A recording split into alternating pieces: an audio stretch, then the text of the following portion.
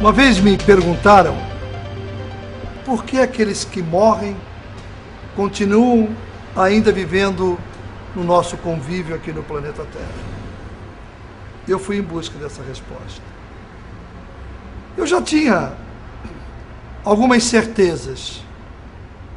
Alguns desses espíritos que continuam habitando no nosso mundo terreno são aqueles que não tiveram luz e que vivem nas trevas. Segundo, aqueles que têm a permissão do plano superior, a permissão de Deus, para vir até o nosso mundo, para trazer a sua mensagem, para cumprir a sua missão do plano espiritual para com o plano material. Essas visitas acontecem para nos orientar, para que eles possam também crescer em espírito. Existe uma outra situação.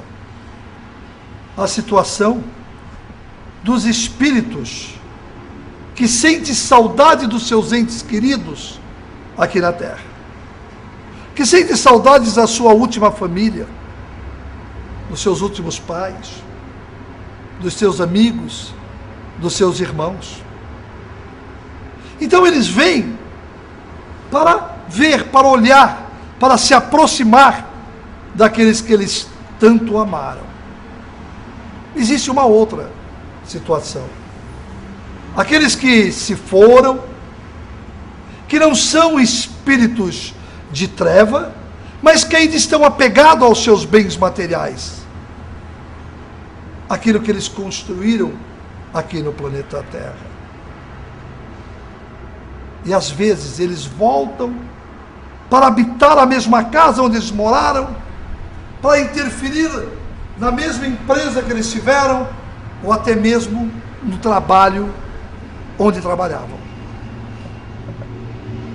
Então o plano espiritual, ele nunca se desvincula do plano terra. Recentemente eu fui atender uma senhora do bairro do Tatuapé, e quando ela chegou na minha casa espiritual, ela aguardava na recepção, e um espírito de um jovem de uns 23 anos, ele se aproximava a todo instante de mim. Eu perguntei ao senhor Ogum o porquê da presença daquele espírito. E o senhor Ogum pediu que eu ficasse tranquilo, que eu ficasse calmo, que ele estava cumprindo uma missão, uma vontade dele. Quando comecei a atender a senhora, e que eu vi que ela havia perdido um filho, imediatamente eu me lembrei daquele jovem de 20 e poucos anos. Mas eu não quis afirmar a ela, porque eu não tinha aquela certeza. Eu ouvia e via a senhora. E eu me perguntava, será que é mãe ou filho? Será que é mãe ou filho? E essa mulher começou a chorar, chorar, chorar. Não saía palavras. Eu estava perdido no meio daquilo tudo. Eu procurava pelo senhor Ogum, eu procurava por um orientador espiritual, e ninguém me esclarecia nada daquela cena que eu estava vivendo. Até que o senhor Ogum pede que eu pergunte a ela se ela havia perdido um filho de 20 e poucos anos. Ela confirma que sim. Aquele espírito se aproxima de mim e me conta como ele perdeu a vida, que foi num acidente de moto, perto da casa dele, que ele havia chegado do trabalho, pegou sua moto e foi dar uma volta no quarteirão. Quando ele atravessava a esquina para chegar na casa dele, que faltava meio quarteirão, um carro bateu na moto e ele veio a falecer. E disse a mulher, A mãe dele me confirmou tudo e aí ela chorava mais. Ele pede que eu diga a ela que perdoasse o condutor do veículo, porque ele não tinha tido culpa do acidente, que fora ele que tinha provocado o acidente, e que para ele aquilo era muito importante, que aquilo para ele era de um perdão espiritual. Eu disse à mãe. A mãe inconformada dizia: não, ele é o assassino do meu filho, ele é o assassino do meu filho, ele é o assassino do meu filho. E o desespero dessa mãe aumentava. Ele se aproximou de novo de mim e pediu que eu falasse para ela.